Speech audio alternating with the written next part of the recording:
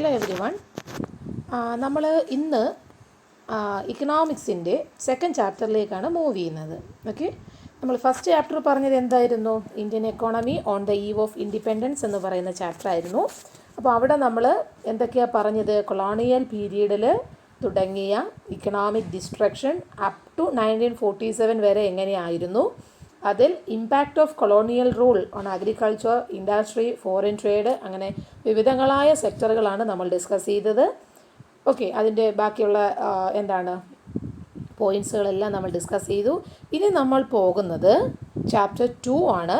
അതിൽ തന്നെ part 1, Indian economy from 1950 to 1990.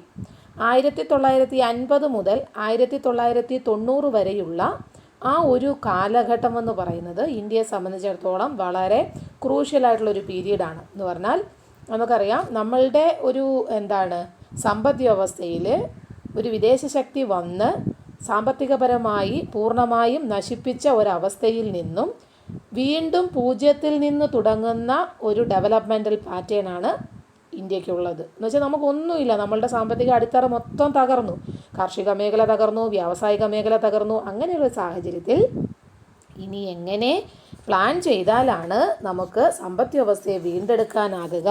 നമ്മളെപ്പോഴും പറഞ്ഞത് India had A glorious past. India had എന്നാണ് പറയുന്നത്. ഇന്ത്യക്ക് ഉണ്ടായിരുന്നു സമ്പൽ സമൃദ്ധമായ ഒരു സാമ്പത്തിക ചരിത്രം ഇന്ത്യക്കുണ്ടായിരുന്നു. എന്നാൽ അതെല്ലാം ബ്രിട്ടീഷ് കൊളോണിയൽ സിസ്റ്റത്തോടു കൂടി മാറ്റപ്പെട്ടു. ഇനി നമുക്ക് ഈ ഇന്ത്യൻ ലീഡേഴ്സിനെ സംബന്ധിച്ചിടത്തോളം സ്റ്റെബിലിറ്റിയും ഇക്കണോമിക് ഗ്രോത്ത് എന്ന് പറഞ്ഞാൽ ഫാസ്റ്റർ ഇക്കണോമിക് ഗ്രോത്തും കൊണ്ടുവരുന്നതിനു വേണ്ടി the leaders of independent India took 2 important decisions. 2 ഡിസിഷൻസാണ് എടുത്തത്. അതായത് following a parliamentary democracy in political setup. Parliamentary democracy നമുക്കറിയാമല്ലോ, parliamentary form of government follow ചെയ്യുക, അത് പൊളിറ്റിക്കൽ ആസ്പെക്റ്റാണ്. രണ്ടാമത് mixed economic pattern in economic system. ഇന്ത്യയിൽ എന്ത് കൊണ്ടുവരിക? മിക്സഡ് ഇക്കണോമിക് സിസ്റ്റം ഇൻട്രൊഡ്യൂസ് ചെയ്യുക. അപ്പോൾ പൊളിറ്റിക്കൽ സൈഡിൽ സ്റ്റെബിലിറ്റി കൊണ്ടുവന്നുകൊണ്ട്, സാമ്പത്തികപരമായിട്ടുള്ള സ്റ്റെബിലിറ്റി കൊണ്ടുവന്നുകൊണ്ട് 2 കാര്യങ്ങൾ എന്തൊക്കെയാണ് നമ്മൾ പറഞ്ഞത്? ഇക്കണോമിക് സ്റ്റെബിലിറ്റിയും ഫാസ്റ്റർ ഇക്കണോമിക് ഗ്രോത്തും കൊണ്ടുവരിക എന്നുള്ളതാണ് നമ്മുടെ ലീഡേഴ്സ് നേരിട്ട പ്രധാനപ്പെട്ട വെല്ലുവിളി എന്ന് പറയുന്നത്. അങ്ങനെയെങ്കിൽ 1950 എന്ന് പറയുന്ന ഒരു പീരീഡ് ഒരു മാർക്കറ്റ് പീരീഡാണ്. അവിടെ മുതൽ 90 എന്ന് പറയുന്നതും ഒരു മാർക്കറ്റ് പീരീഡാണ്. ഈ 2 പീരീഡിനും ഈ 2 വർഷങ്ങൾക്കും നമ്മളുടെ ഇന്ത്യൻ സാമ്പത്തിക ചരിത്രത്തിൽ വലിയ സ്ഥാനമാണുള്ളത്. എന്താണ് അതൊക്കെ? ഈ 50 മുതൽ 90 വരെയുള്ള കാലഘട്ടങ്ങളിൽ ഇന്ത്യയിൽ എന്തൊക്കെ സംഭവിച്ചു, ഇക്കണോമിക്കലായിട്ടുള്ള ചേഞ്ചസ് എന്തൊക്കെയായിരുന്നു എന്നാണ് നമ്മൾ ഡിസ്കസ് ചെയ്യാനായിട്ട് പോകുന്നത്. Okay, so as far as an economy is concerned, every economy is a developing or underdeveloped economy, the economy has to face 3 problems. ഒരു ഡെവലപ്ഡ് എക്കോണമി ആയാലും നമ്മൾ ഓൾറെഡി ഡിസ്കസ് ചെയ്തതാണെന്ന് തോന്നുന്നു. 3 പ്രോബ്ലംസ് ആണ് ഫേസ് ചെയ്യുന്നത്. വാട്ട് ടു പ്രൊഡ്യൂസ്, എന്ത് ഉൽപ്പാദിപ്പിക്കണം; how to produce, എങ്ങനെ ഉൽപ്പാദിപ്പിക്കണം; four whom to produce, ആർക്ക് വേണ്ടി ഉൽപ്പാദിപ്പിക്കണം. ഇതൊക്കെ നമ്മൾ സെൻട്രൽ പ്രോബ്ലംസിൽ നമ്മൾ ഒരു രാജ്യത്തെ സംബന്ധിച്ച് നേരിടുന്ന ഏറ്റവും പ്രധാനപ്പെട്ട ചില വിഷയങ്ങളാണ്. ആ രാജ്യം എന്തുൽപ്പാദിപ്പിക്കണം, എന്തുൽപ്പാദിപ്പിക്കണമെന്ന് തീരുമാനിച്ചാൽ പിന്നെ അത് എങ്ങനെ ഉൽപ്പാദിപ്പിക്കണമെന്ന് തീരുമാനിച്ചു കഴിഞ്ഞാൽ പിന്നെ അത് ആർക്ക് വേണ്ടി ഉൽപ്പാദിപ്പിക്കണം. ഇത് 3 ഒരു രാജ്യം നേരിടുന്ന പ്രധാനപ്പെട്ട പ്രശ്നങ്ങളാണ്. ഓക്കെ, അപ്പോൾ അതിന് ഉത്തരം കണ്ടെത്തുക എന്നുള്ളതാണ് ആ രാജ്യത്തെ ഗവൺമെൻറ്റിനെ സംബന്ധിച്ചിടത്തോളം ഏറ്റവും ക്രൂഷ്യലായിട്ടുള്ളൊരു ടാസ്ക് എന്ന് പറയുന്നത്. ഓക്കെ, അതിൽ തന്നെ ഒന്നാമതായിട്ടുള്ള ഒരു പ്രശ്നമാണ് വാട്ട് ടു പ്രൊഡ്യൂസ്, എന്തുൽപ്പാദിപ്പിക്കണം. അത് നിസ്സാരമല്ലേ, നമുക്ക് വേണ്ടുന്ന എല്ലാം ഉൽപ്പാദിപ്പിക്കാമല്ലോ എന്ന് തോന്നും. പക്ഷേ നമുക്കറിയാം, every economy is phasing the problem of scarcity of resources. ഒരു എക്കോണമിയിലും ആബണ്ടൻസ് ഓഫ് റിസോഴ്സസ് ഇല്ല, എല്ലാ എക്കോണമിയിലും റിസോഴ്സ് സ്കേഴ്സിറ്റിയാണ്. സോ എല്ലാ സാധനങ്ങളും പ്രൊഡ്യൂസ് ചെയ്യാനും പറ്റില്ല, പ്രയോറിറ്റി അനുസരിച്ചിട്ടാണ് പ്രൊഡ്യൂസ് ചെയ്യുന്നത്. സോ എന്ത് തരം സാധനങ്ങൾ ഉൽപ്പാദിപ്പിക്കണം, whether that country is producing consumer goods or capital goods, അതാണ് അവിടെ എടുക്കേണ്ട ഡിസിഷൻ. കൺസ്യൂമർ റിച്ച് ആയിട്ടുള്ള ഒരു രാജ്യമാണെങ്കിൽ like India, the country is able to produce consumer goods, അതായിരിക്കും നമ്മളുടെ രാജ്യത്തിന് ബെനിഫിറ്റ്. അതേസമയം ക്യാപിറ്റൽ റിച്ച് ആയിട്ടുള്ളൊരു കൺട്രിയെ സംബന്ധിച്ചിടത്തോളം the country is decided to produce capital goods because അവിടെ റിസോഴ്സ് കൂടുതലായിട്ടുള്ളത് ക്യാപിറ്റൽ ആയിട്ടുള്ള റിസോഴ്സാണ്. അപ്പോൾ എന്താണ് നമ്മൾക്ക് ഇവിടെ വരുന്നൊരു ചോയ്സ് എന്ന് പറയുന്നത്? ഒന്നുകിൽ കൺസ്യൂമർ ഗുഡ്സ് അല്ലെങ്കിൽ ക്യാപിറ്റൽ ഗുഡ്സ് പ്രൊഡ്യൂസ് ചെയ്യുക എന്നുള്ളതാണ്. ഓക്കെ, അപ്പോൾ അതാണ് ഒന്നാമത്തെ ചോദ്യം എന്ന് പറയുന്നത്, വാട്ട് ടു പ്രൊഡ്യൂസ്, എന്ത് ഉൽപ്പാദിപ്പിക്കണം. കൺസ്യൂമർ ഗുഡ്സ് ഉൽപ്പാദിപ്പിക്കണമോ ക്യാപിറ്റൽ ഗുഡ്സ് ഉൽപ്പാദിപ്പിക്കണോ? കൺസ്യൂമർ ഗുഡ്സ് എന്ന് പറയുന്നത് goods which are used for direct consumption എന്നുള്ളതാണ്. നേരിട്ട് ഉപയോഗിക്കാൻ പറ്റുന്ന ഗുഡ്സിനെയാണ് കൺസംഷൻ ഗുഡ്സ് അഥവാ കൺസ്യൂമർ ഗുഡ്സ് എന്ന് വിളിക്കുന്നത്. ക്യാപിറ്റൽ ഗുഡ്സ് എന്ന് പറഞ്ഞാൽ goods which are not used for direct consumption but which is used for producing final goods. Final goods ഉൽപ്പാദിപ്പിക്കുവാൻ വേണ്ടി ഉപയോഗിക്കുന്ന ഗുഡ്സിനെയാണ് ക്യാപിറ്റൽ ഗുഡ്സ് എന്ന് പറയുന്നത്. Example machines, tools, equipments, raw materials etcetera. Okay, അതാണ് ഒന്നാമത്തെ ചോദ്യം. അപ്പം ഇന്ത്യ എന്ത് തരം കമോഡിറ്റി ഉൽപ്പാദിപ്പിക്കുന്നതായിരിക്കും ഇന്ത്യക്ക് നല്ലത്? ക്യാപിറ്റൽ റിച്ച് ആയിട്ടുള്ള അമേരിക്കയെ പോലെ രാജ്യം എന്ത് ഉൽപ്പാദിപ്പിക്കുന്നതായിരിക്കും അമേരിക്കയ്ക്ക് നല്ലത്? അപ്പോൾ അവരൊരു ഡിസിഷൻ എടുക്കണം. ഓക്കെ, അതാണ് അവിടുത്തെ പ്രധാനപ്പെട്ട ചോദ്യം. ആ ചോദ്യത്തിന് ഉത്തരം കണ്ടുപിടിച്ചു കഴിഞ്ഞാൽ അടുത്ത ചോദ്യം എന്ന് പറയുന്നത് എന്താണ്? ഹൗ ടു പ്രൊഡ്യൂസ് എന്നുള്ളതാണ്. So second question is how to produce, എങ്ങനെ ഉൽപ്പാദിപ്പിക്കാം. അതും വളരെ പ്രധാനപ്പെട്ട ഒരു ചോദ്യമാണ്. Here we have 2 techniques of production.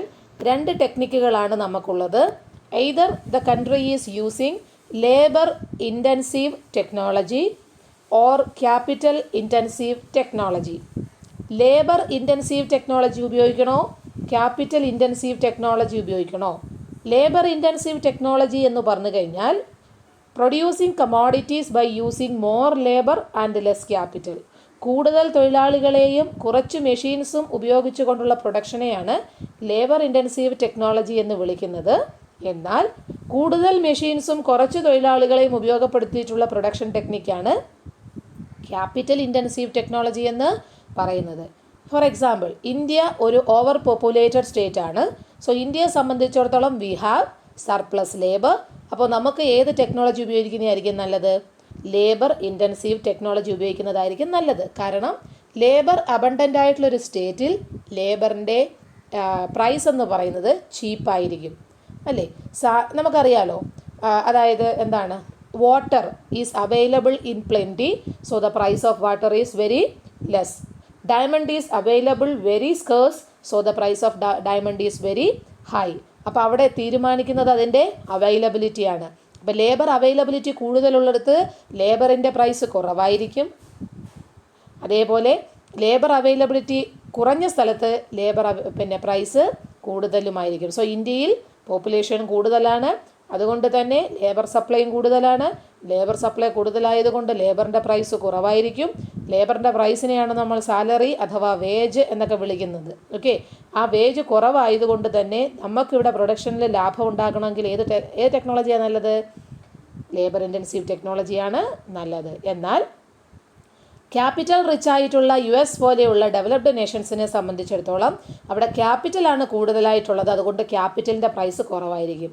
So അവരെ സംബന്ധിച്ച് ഏത് ടെക്നോളജിയാണ് നല്ലതെന്ന് പറയുന്നത് ക്യാപിറ്റൽ ഇൻറ്റൻസീവ് ടെക്നോളജി ആയിരിക്കും. സോ രണ്ടാമത്തെ ചോദ്യത്തിനുള്ള ഉത്തരം കിട്ടി.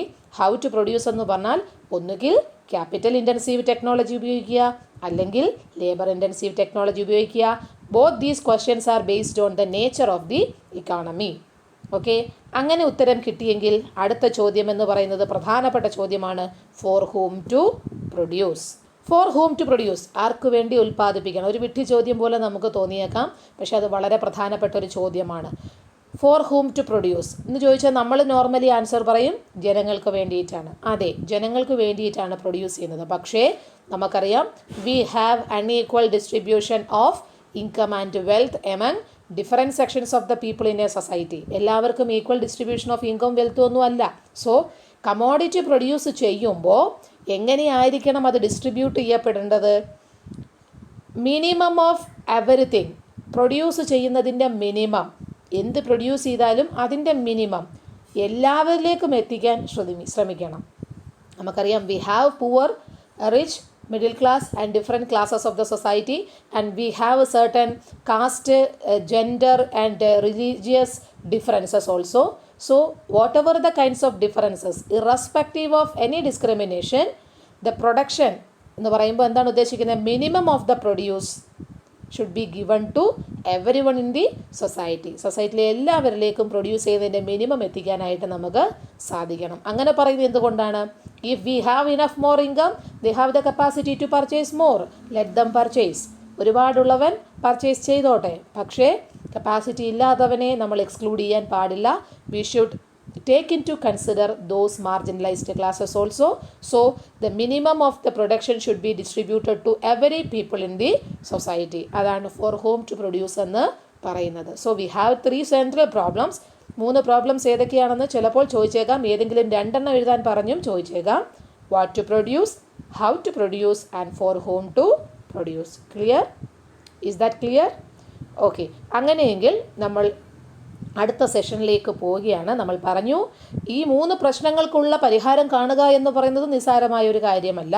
അങ്ങനെയെങ്കിൽ ഈ 3 ചോദ്യങ്ങൾക്കുള്ള ഉത്തരങ്ങൾ കാണുന്നത് എല്ലാ സമ്പദ് വ്യവസ്ഥയിലും ഒരുപോലെയല്ല.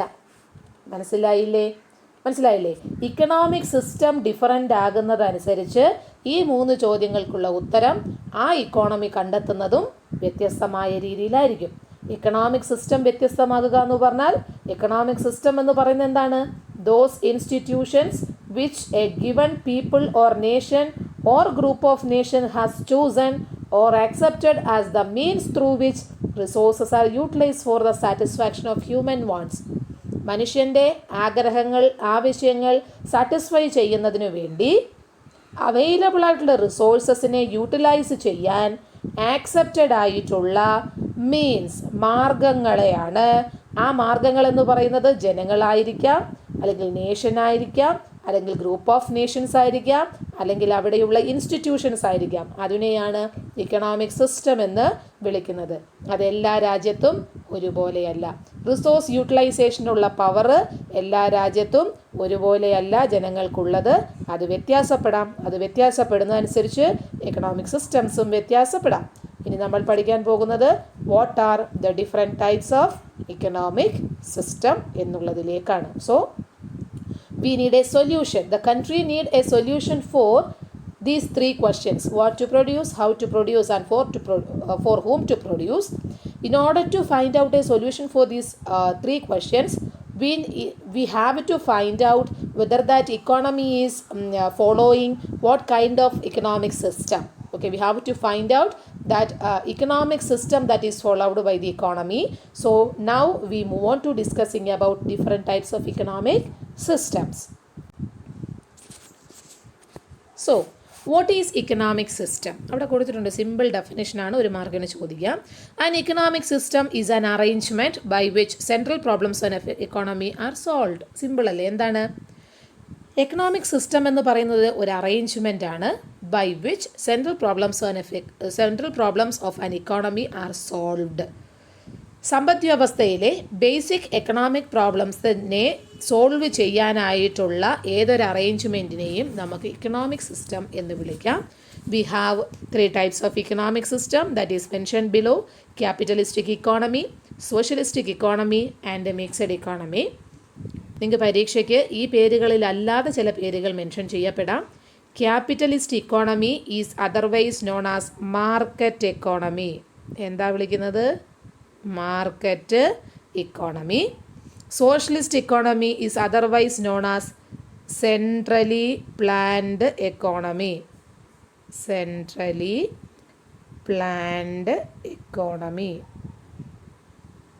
Okay, so market economy, centrally planned economy, mixed economy is also known as mixed economy. Okay, so 3 ടൈപ്പിലുള്ള എക്കണോമിക് സിസ്റ്റംസ് ആണ് നമുക്കുള്ളത്: capitalism, socialism and mixed economy, അല്ലെങ്കിൽ market economy, centrally planned economy and mixed economy. ഇതിൻ്റെ ഡീറ്റെയിലിങ്ങിലേക്കാണ് നമ്മൾ പോകുന്നത്. First one is capitalistic economy. Capitalism എന്താണ് എന്നുള്ളതാണ്.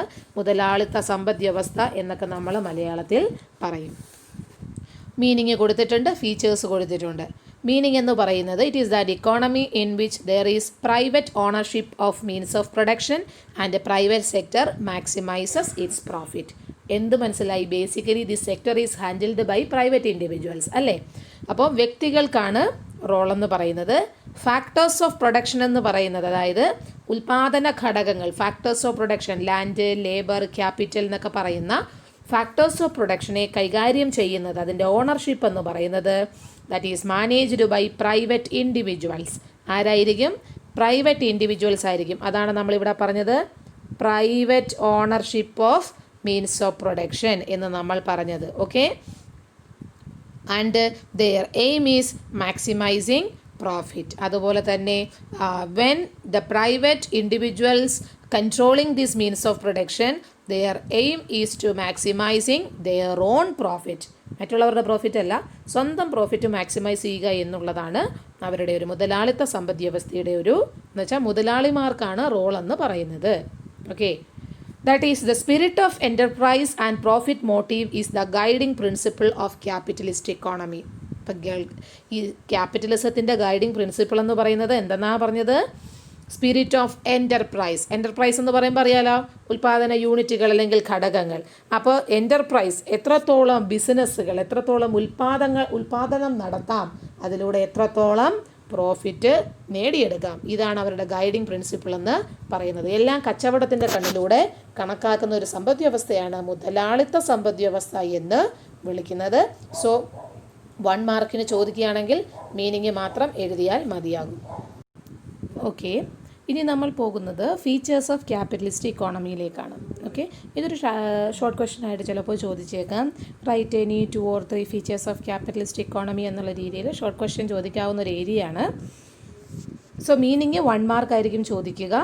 ഫീച്ചേഴ്സ് ചോദിച്ചാലും ക്യാപിറ്റലിസം എന്താണ് എന്ന് ഡിഫൈൻ ചെയ്തതിന് ശേഷം ഫീച്ചേഴ്സ് എഴുതാവുന്നതാണ്. ഓക്കെ, പോയിൻ്റായിട്ട് തന്നെ നമ്മൾ കൊടുത്തിരിക്കുന്നത് as you seen in the slide, first feature is private ownership of means of production. ഉൽപാദന ഘടകങ്ങൾ അല്ലെങ്കിൽ മീൻസ് ഓഫ് പ്രൊഡക്ഷന് പ്രൈവറ്റ് ഓണർഷിപ്പ് ആയിരിക്കും ഉണ്ടായിരിക്കുക. Because there is minimal role for the government. ഗവൺമെൻറ്റിൻ്റെ റോൾ എന്ന് പറയുന്നത് വളരെ കുറവും, എന്നാൽ പ്രൈവറ്റ് ഇൻഡിവിജ്വൽസിൻ്റെ റോൾ കൂടുതലുമുള്ള സമ്പദ് വ്യവസ്ഥയാണ് ക്യാപിറ്റലിസ്റ്റ് ഇക്കോണമി എന്ന് പറയുന്നത്. നമ്മൾ ഓൾറെഡി ഡെഫിനിഷനിൽ പറഞ്ഞതുപോലെ തന്നെ their ultimate aim is to maximise their own profit. സ്വന്തം പ്രോഫിറ്റ് മാക്സിമൈസ് ചെയ്യുക എന്നുള്ളതാണ് അവരുടെ അൾട്ടിമേറ്റ് എയിം എന്ന് പറയുന്നത്. There is freedom of enterprises. ഉൽപാദന സംരംഭങ്ങൾ സ്റ്റാർട്ട് ചെയ്യാനുള്ള കംപ്ലീറ്റ് ഫ്രീഡം ആർക്കുണ്ട്? ഇൻഡിവിജ്വൽസിനുണ്ടായിരിക്കും. And consumer sovereignty, because there is ultimate varieties of goods are produced in the economic system. So there is freedom of choice. കൺസ്യൂമേഴ്സിൻ്റെ sovereignty means പരമാധികാരം അവിടെ ഉണ്ടായിരിക്കും. Whatever the community they wants they have to choose. അടുത്തത് stiff competition ആയിരിക്കും. Because there are innumerable number of sellers in the market. So they have to produce varieties of goods. So there are is stiff competition. മത്സരാധിഷ്ഠിത വ്യവസ്ഥയാണ് ഏതെന്ന് പറയുന്നത്? Capitalist system എന്ന് പറയുന്നത്. And there existing price mechanism. Price mechanism is a system in which the price is determined by the forces of demand and supply. Demand supply എന്ന് പറയുന്ന 2 forces ചേർന്നിട്ടാണ് price determine ചെയ്യുന്നത്. So that system is called price mechanism. Price mechanism എന്താണ് ചിലപ്പോൾ ഒരു 1 mark ചോദ്യം ചോദിച്ചെന്നിരിക്കാം. Okay, next is self interest. Self interest ആണ്. വെൽഫെയർ സ്റ്റേറ്റ് എന്ന് പറയുന്ന അല്ലെങ്കിൽ വെൽഫെയർ സൊസൈറ്റി എന്ന് പറയുന്ന ഗ്ലോബൽ കൺസെപ്റ്റ് ഒന്നും അവിടെ ഇല്ല. ഇൻഡിവിജ്വൽസാണ് എന്ത് ഉൽപ്പാദിപ്പിച്ചാലും അതിൻ്റെ പരമാവധി ലാഭം സ്വന്തമായിട്ട് ലഭിക്കണം എന്നുള്ള ഉൽപ്പാദന ബുദ്ധിയോടുകൂടിയാണ് എല്ലാവരും പ്രൊഡ്യൂസ് ചെയ്യുന്നത്. അതുകൊണ്ട് സെൽഫ് ഇൻട്രസ്റ്റ് ആണ് അവിടെ ഉള്ളത്, കോമൺ ഇൻട്രസ്റ്റ് ഇല്ല. ആൻഡ് ഓൾസോ എല്ലാവരും ഉൽപ്പാദകരല്ല, നമുക്കറിയാം. Those who have income, enough income, have the capacity to produce. And other people are considered as consumers who are able to consume ചെയ്യാൻ മാത്രം വിധിക്കപ്പെട്ടവരുമാണ്. So income is distributed unequally. Income distribution എന്ന് പറയുന്നത് unequal ആയിട്ടായിരിക്കും. ആരുടെ കയ്യിലാണോ profit കൂടുതലായിട്ട് കുമിഞ്ഞു കൂടുന്നത് അവൻ മുതലാളിയായി മാറുകയും മറ്റുള്ളവരെല്ലാവരും ഓർഡിനറി ക്ലാസ് ഓഫ് പീപ്പിളായിട്ട് മാറ്റി നിർത്തപ്പെടുകയും ചെയ്യും. ഇനി ഇൻവെസ്റ്റ് ചെയ്യണം എന്നുണ്ടെങ്കിലും, ഞാനൊരു ഉൽപ്പാദനം തുടങ്ങുകയാണെന്നുണ്ടെങ്കിൽ എൻ്റെ കയ്യിൽ സർപ്ലസ് ഇൻകം ഉണ്ടെങ്കിൽ ഞാൻ ഇൻവെസ്റ്റ് ചെയ്യും. ആ ഇൻവെസ്റ്റ് ചെയ്യുന്നതിലൂടെയുള്ള പൂർണ്ണമായ ലാഭം എന്നിലേക്ക് തന്നെയാണ് വരുന്നത്. അപ്പോൾ വീണ്ടും ഇൻവെസ്റ്റ് ചെയ്യുന്നണമെങ്കിലും എനിക്ക് തന്നെയല്ലേ കഴിയുകയുള്ളൂ.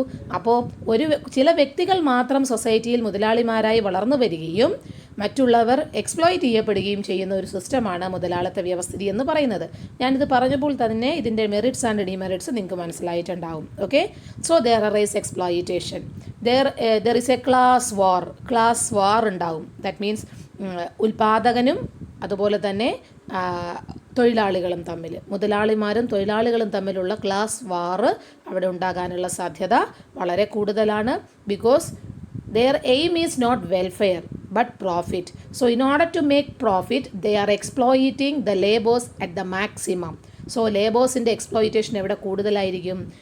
മുതലാളിത്ത സമ്പദ് വ്യവസ്ഥയിൽ കൂടുതലായിരിക്കും. And limited role of government, that is the system is called laissez fair.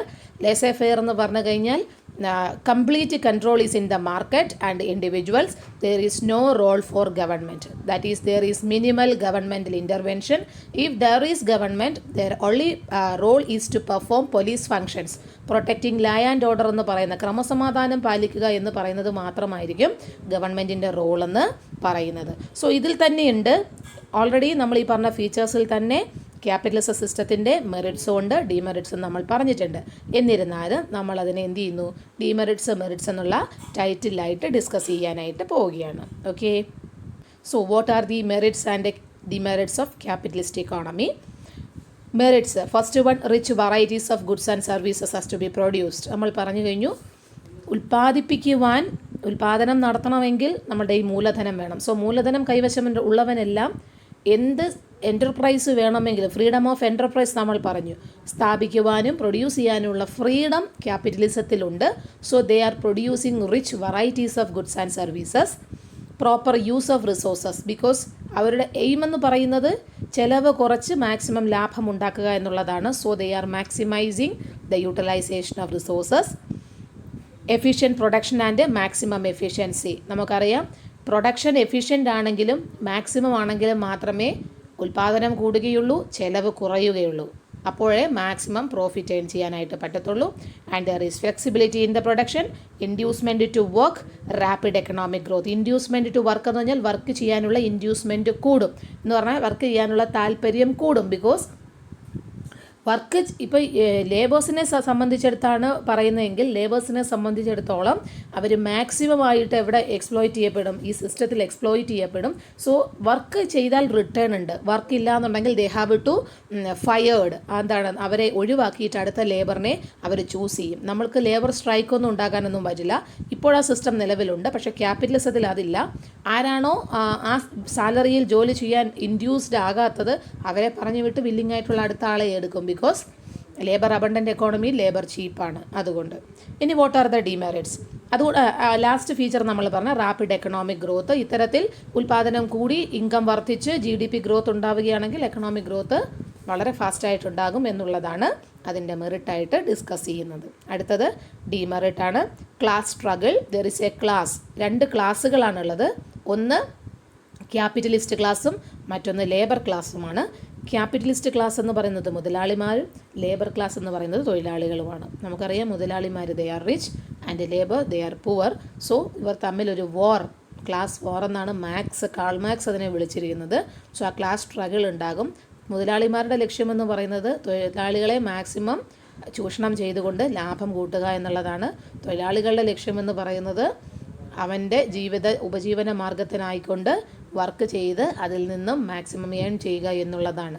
So അവിടെ ഒരു വിഭാഗമെന്ന് പറയുന്നത് ചൂഷണത്തിന് വിധേയരാകുന്ന വിഭാഗവും മറ്റൊന്ന് ചൂഷണം ചെയ്യുന്ന വിഭാഗവുമാണ്. ഇത് രണ്ടും രണ്ട് എക്സ്ട്രീമാണ്. ഇവർ തമ്മിൽ ഒരിക്കലും യോജിച്ചു പോവുകയും ഇല്ല.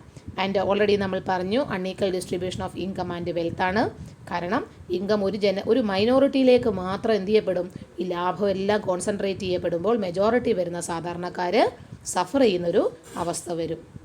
And exploitation of labour, wasteful competition. Because ഈ കോമ്പറ്റീഷൻ്റെ റിസൾട്ട് എന്ന് പറയുന്നത് നമ്മൾ കാൾ മാർക്സിൻ്റെ മാർക്സിസം ഒക്കെ പറയുമ്പോൾ നമ്മൾ പഠിക്കുന്നതാണ്. This leads to the collapse of capitalism. ഈ ഒരു മത്സര ബുദ്ധി അവസാനം അവരുടെ തന്നെ നാശത്തിനെ കാരണമാകത്തുള്ളൂ. അതുകൊണ്ട് ഈ കോമ്പറ്റീഷൻ എന്ന് പറയുന്നത് വേസ്റ്റ്ഫുള്ളാണ്. And business fluctuations and unemployment എന്ന് വെച്ചാൽ ഈ രീതിയിൽ മുന്നോട്ട് പോകുമ്പോഴത്തേക്കും they are exploiting the laborers and those who are opposing it that may be fired from the enterprises. So there arise unemployment situations in the economy and misallocation of resources. Proper അല്ലാത്ത പ്ലാനിങ്ങിലൂടെ ഈ മത്സരത്തിൽ മാത്രം അധിഷ്ഠിതമായി പോകുമ്പോൾ proper പ്രൊജക്റ്റിൽ അല്ലാതെ വരുന്ന ഇൻവെസ്റ്റ്മെൻറ്റുകൾ റിസോഴ്സസിൻ്റെ miss അലോക്കേഷന് കാരണമാകും. യഥാർത്ഥത്തിൽ ഉപയോഗിക്കേണ്ടുന്ന സാഹചര്യങ്ങളിലോ സ്പോട്ടുകളിലോ ആയിരിക്കത്തില്ല ചിലപ്പോൾ ഈ റിസോഴ്സസിൻ്റെ അലോക്കേഷൻ വരുന്നത്. അല്ലെങ്കിലും നമുക്ക് ചിന്തിക്കാവുന്ന കാര്യമാണ്, നല്ല രീതിയിലുള്ള പ്ലാനിങ് നല്ല റിസൾട്ട് ഉണ്ടാക്കും. എന്നാൽ അത്യാഗ്രഹത്തോടു കൂടി ലാഭേച്ഛയാണ്. അത്രയും അത്യാഗ്രഹത്തോടു കൂടി പ്രൊഡ്യൂസ് ചെയ്യുമ്പോൾ അത് എല്ലായിടവും പ്രോപ്പർ ആകണമെന്നില്ല. നമുക്കറിയാം റിസോഴ്സ് വളരെ കുറവാണ് എല്ലാ എക്കോണമിയിലും. സോ ഇത്തരത്തിൽ മിസ് അലോക്കേഷൻ ഉണ്ടാകുന്നത് ഫർദർ ഫ്യൂച്ചർ എക്കോണമിയിൽ അത് ഒരുപാട് പ്രോബ്ലംസ് സൃഷ്ടിക്കും. ഇതാണ് ക്യാപിറ്റലിസത്തിൻ്റെ ഒരു പ്രത്യേകത എന്ന് പറയുന്നത്. So capitalism is the one economic system.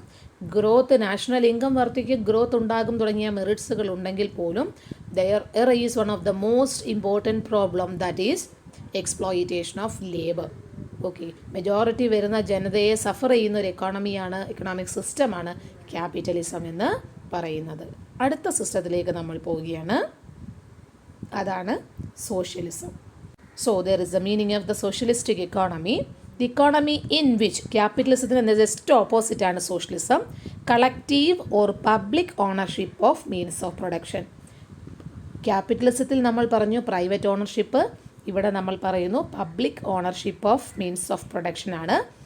Instead of profit maximisation and there is an objective of maximisation of social welfare.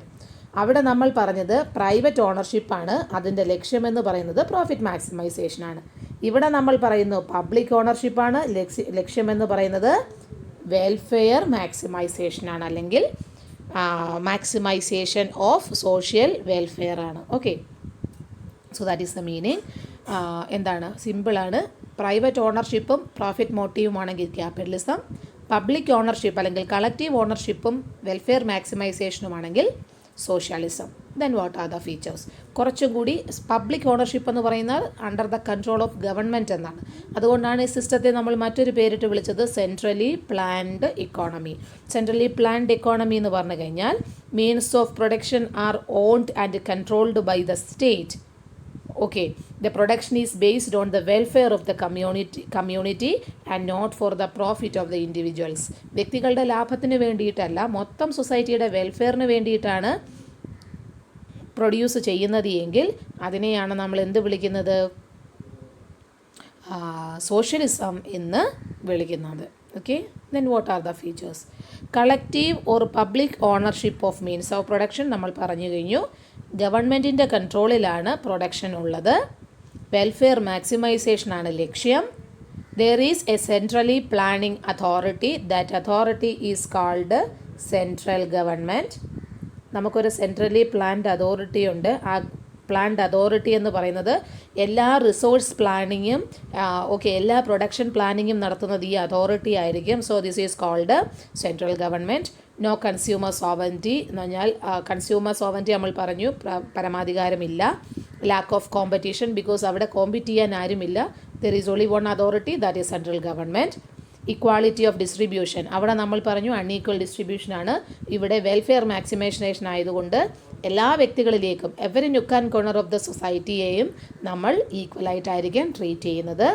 Governments control ആയിരിക്കും. ലിമിറ്റഡ് പ്രൈവറ്റ് സെക്ടർ ആയിരിക്കും. പ്രൈവറ്റിന് റോളില്ല, പബ്ലിക്കിനാണ് role. Completely controlled by the government. So എന്തൊക്കെ ഫീച്ചേഴ്സാണോ നമ്മൾ private സെക്ടറിൽ പറഞ്ഞത് അതിൻ്റെ ജസ്റ്റ് ഓപ്പോസിറ്റാണ് നമ്മൾ പബ്ലിക് സെക്ടറിൽ ഡിസ്കസ് ചെയ്തിരിക്കുന്നത്. എന്തൊക്കെയാണ് സോഷ്യലിസ്റ്റ് എക്കോണമിയുടെ മെറിറ്റ്സ് ആൻഡ് ഡിമെറിറ്റ്സ്? മെറിറ്റ്സ് എന്ന് പറയുന്നത് optimal utilisation of economic resources ആണ്. ഓപ്റ്റിമം യൂട്ടിലൈസേഷൻ ആണ് ഇവിടെ പറയുന്നത്. Better solution to basic necessities എന്ന് പറയുമ്പോൾ എല്ലാം പ്രൊഡ്യൂസ് ചെയ്യുക എന്നുള്ളതല്ല, ബേസിക് നെസസിറ്റീസ് അവിടെയാണ് നമ്മൾ ശ്രദ്ധിക്കേണ്ടുന്നത്. Commodities are classified into necessaries, luxuries, comfort goods etcetera. സമൂഹത്തിൽ എല്ലാ ടൈപ്പ് സാധനങ്ങളും വാങ്ങാൻ പറ്റുന്ന ഒരു കമ്മ്യൂണിറ്റി ഉണ്ട്. They are called rich. പക്ഷേ നെസസിറ്റി കമ്മോഡിറ്റീസ് പോലും വാങ്ങാൻ ഏബിൾ അല്ലാത്ത ഒരു കാറ്റഗറി ഉണ്ട്. Those people are called poor or vulnerable. അപ്പോൾ നെസസിറ്റീസിനെ സംബന്ധിച്ചിടത്തോളം ഏറ്റവും പ്രധാനപ്പെട്ട സൊല്യൂഷൻ കാണാൻ കഴിയുന്നത് ഒരിക്കലും ക്യാപിറ്റലിസത്തിലല്ല, മറിച്ച് സോഷ്യലിസത്തിലാണ്. Then equal distribution of income and wealth ആണ്. ക്ലാസ് സ്ട്രഗിൾ ഒന്നുമില്ല, എക്സ്പ്ലോയിറ്റേഷൻ ഓഫ് ലേബറുമില്ല. കാരണം നമ്മൾ പറഞ്ഞു ക്ലാസ് സ്ട്രഗിൾ ഉണ്ടാകുന്നത് മുതലാളിമാർ സാലറി അൺഈക്വലായിട്ട് ഫിക്സ് ചെയ്യുകയും ചൂഷണം ചെയ്യുകയും ചെയ്യുമ്പോഴാണ് അവിടെ പ്രശ്നങ്ങൾ ഉണ്ടാകുന്നത്. ഇവിടെ ഗവൺമെൻറ്റാണ് കൈകാര്യം ചെയ്യുന്നത്. ലാഭത്തിന് വേണ്ടിയേ അല്ല പ്രൊഡ്യൂസ് ചെയ്യുന്നത്. ഗവൺമെൻറ്റിൻ്റെ എക്സ്പെൻഡിച്ചർ കൂടിയാലും ഡെഫിസിറ്റ് ബജറ്റാണെങ്കിലും ഒക്കെയും ഗവൺമെൻറ് എപ്പോഴും ട്രൈ ചെയ്യുന്നത് വെൽഫെയർ മാക്സിമൈസേഷന് വേണ്ടിയിട്ടാണ്. സോ രണ്ട് പ്രോബ്ലം അവിടെ ഇല്ല. ക്ലാസ് സ്ട്രഗിളും ഇല്ല, ലേബർ എക്സ്പ്ലോയിറ്റേഷനും ഇല്ല. Okay, no business fluctuations, no wasteful advertisement. അതിൻ്റെ ആവശ്യമില്ല. അഡ്വർടൈസ്മെൻറ്റ് കൊടുക്കേണ്ടി വരുന്നത് എൻ്റെ ഉൽപ്പാദനം നിന്നതിനേക്കാട്ടിലും മെച്ചമാണ് എന്ന് ഞാൻ പറയുന്നതാണ് എൻ്റെ അഡ്വർടൈസ്മെൻറ്റ്. ഇവിടെ ഒരൊറ്റൊരാളേ ഉള്ളൂ, that is central authority. So there is no need of advertisement. പിന്നെ ബാലൻസ്ഡ് എക്കണോമിക് ഡെവലപ്മെൻ്റ് ആണ്. വലിയ ഫ്ലക്ച്വേഷൻസ് ഒന്നുമില്ല, ബാലൻസ്ഡ് ആണ്. ഫ്ലക്ച്വേഷൻസ് വരുന്നത് ഉൽപ്പാദനത്തിൽ മത്സരം ഉണ്ടാകുമ്പോഴാണ്. ഇവിടെ ആ മത്സരം ഇല്ലാത്തത് കൊണ്ട് തന്നെ there is a rapid and balanced economic development. ഇനി ഈ സിസ്റ്റത്തിന് എന്തൊക്കെയാണ് demerit? First one, no proper basis of cost calculation. നമുക്കറിയാം ധാരാളം ഫണ്ട് ഗവൺമെൻറ് പബ്ലിക് എക്സ്പെൻഡിച്ചർ എന്ന രീതിയിൽ എവിടെയൊക്കെ എക്കോണമിയിലേക്ക് സർക്കുലേറ്റ് ചെയ്യുന്നുണ്ട്. എന്നാൽ ഇതിൻ്റെ ഒരു പ്രോപ്പർ കോസ്റ്റ് കാൽക്കുലേഷൻ ഇല്ല. ബിക്കോസ് കോസ്റ്റ് കൃത്യമായി കോസ്റ്റ് ബെനിഫിറ്റ് അനാലിസിസ് നമ്മൾ നടത്തുന്നത് നമ്മളുടെ പ്രോഫിറ്റ് നിശ്ചയിക്കുന്ന സമയത്താണ്. സോ നമ്മളുടെ കോസ്റ്റ് കാൽക്കുലേഷൻ പ്രോപ്പർ അല്ല എന്ന് പറയാൻ കാരണം വി ഹാവ് അക്കൗണ്ടിങ്, ബട്ട് നമ്മളുടെ കോസ്റ്റ് കാൽക്കുലേഷൻ പ്രൈവറ്റ് സെക്ടറിലെ പോലെ പ്രോപ്പർ അല്ല. ബിക്കോസ് അവർ aim is not profit but welfare. പിന്നെ കൺസ്യൂമർ സോവറിറ്റിയുടെ എൻഡാണ് ഇവിടെ നമ്മൾ കൊടുക്കുന്നത്. കൺസ്യൂമേഴ്സിന് പരമാധികാരം, whatever the commodities they are wish to purchase, അതിവിടെ പോസിബിൾ അല്ല. Too much bureaucracy. നമുക്കറിയാം ഉദ്യോഗസ്ഥ വൃന്ദം, ഉദ്യോഗസ്ഥരുടെ കൂട്ടം, അതാണ് ബ്യൂറോക്രാറ്റ്സ് എന്ന് വിളിക്കുന്നത്. അവരുടെ ഇൻവോൾവ്മെൻറ്റ് എവിടെ കൂടുതലായിരിക്കും? ഗവൺമെൻറ്റിൽ കൂടുതലായിരിക്കും. നമ്മളൊരു പഞ്ചായത്ത് ഓഫീസോ ഒരു വില്ലേജ് ഓഫീസോ ചിന്തിച്ചാൽ മതി. നമ്മൾ പാർലമെൻ്ററി ഡെമോക്രാറ്റിക് എന്നൊക്കെ പറയുന്നുണ്ടെങ്കിലും ലീഡേഴ്സിന് അല്ലെങ്കിൽ ഉദ്യോഗസ്ഥർക്ക്, ബ്യൂറോക്രാറ്റ്സിന് ഇച്ചിരി കൂടുതൽ ഇൻഫ്ലുവൻസ് ആയിരിക്കും. No importance to personal efficiency and productivity. അത് കാൽക്കുലേറ്റ് ചെയ്യുന്നത് പ്രൈവറ്റിലാണ്. ഇവിടെ പേഴ്സണൽ എഫിഷ്യൻസിയും പ്രൊഡക്ടിവിറ്റിയും ഒന്നും ഇമ്പോർട്ടൻ്റ് അല്ല. Lack of freedom, veil of secrecy. Veil means മൂടുപടം, മറവ്, അതായത് രഹസ്യ സ്വഭാവം. ലെസ് ഇനിഷ്യേറ്റീവ്, ബിക്കോസ് പ്രൈവറ്റിലെ പോലെ കംപ്ലീറ്റ്ലി യൂട്ടിലൈസ് ചെയ്യുക, എഫിഷ്യൻറ്റ് പ്ലാനിങ് കൊണ്ടുവരിക, മാക്സിമം പ്രൊഡക്ടിവിറ്റി, ഈ പറഞ്ഞ സംഭവങ്ങളൊന്നും ഇവിടെ ഉണ്ടാവില്ല. അതുകൊണ്ട് തന്നെയാണ് ഇതൊരു എന്താണ് പറയുന്നത്, ലെസ് പ്രൊഡക്റ്റീവായിട്ട് ഇങ്ങനെ പോകുന്ന ഒരുപാട് ഇനിഷ്യേറ്റീവ്സ് ഒന്നും ഇല്ലാതെ, ഇപ്പോഴത്തെ കുറേയൊക്കെ മാറ്റം വന്നിട്ടുണ്ടെങ്കിലും ഒരുപാട് ഇനിഷ്യേറ്റീവ് ഒന്നും ഇല്ലാതെ മുന്നോട്ട് പോകുന്ന ഒരു സിസ്റ്റമാണ് ഗവൺമെൻറ്റൽ സിസ്റ്റം എന്ന് പറയുന്നത്. നമ്മൾ പറയത്തില്ല സർക്കാർ കാര്യം മുറ പോലെ എന്ന് പറഞ്ഞാൽ ഇമ്മീഡിയറ്റ് റിസൾട്ടൊന്നും ഇല്ല, ആമ ഇഴയുന്ന പോലെ പതുക്കെ പതുക്കെ ഇത് ലെസ് ഇനിഷ്യേറ്റീവായിട്ട് മുന്നോട്ട് പോകുന്ന ഒരു സിസ്റ്റം എന്ന് പറയുന്നത് അതിൻ്റെ വലിയൊരു ഡീമെറിറ്റാണ്. അപ്പോൾ അതാണ് സോഷ്യലിസ്റ്റ് ഇക്കോണമിയിലെ മെറിറ്റ്സ് ആൻഡ് ഡിമെറിറ്റ്സ് എന്ന് പറയുന്നത്. Okay, next one, that is mixed economy. എൻ്റെ ഡെഫിനിഷൻ അവിടെ കൊടുത്തിട്ടുണ്ട്. That economy in which there is simultaneous co existence of public sector as well as private sector. Already രണ്ട് സെക്ടർ നമ്മൾ പറഞ്ഞു കഴിഞ്ഞു. Capitalism private സെക്ടറിന് റോളാണ്, സോഷ്യലിസം പബ്ലിക് സെക്ടറിന് റോളാണ്. Mixed economy ആ വേർഡിൽ പറയുന്ന പോലെ തന്നെ പ്രൈവറ്റ് സെക്ടറിനും പബ്ലിക് സെക്ടറിനും ഒരുപോലെ പ്രാധാന്യമുള്ള സമ്പദ് വ്യവസ്ഥയാണ് മിക്സഡ് ഇക്കോണമി എന്ന് പറയുന്നത്. India is the best example. This system aspires to have all the merits of both capitalism and socialism.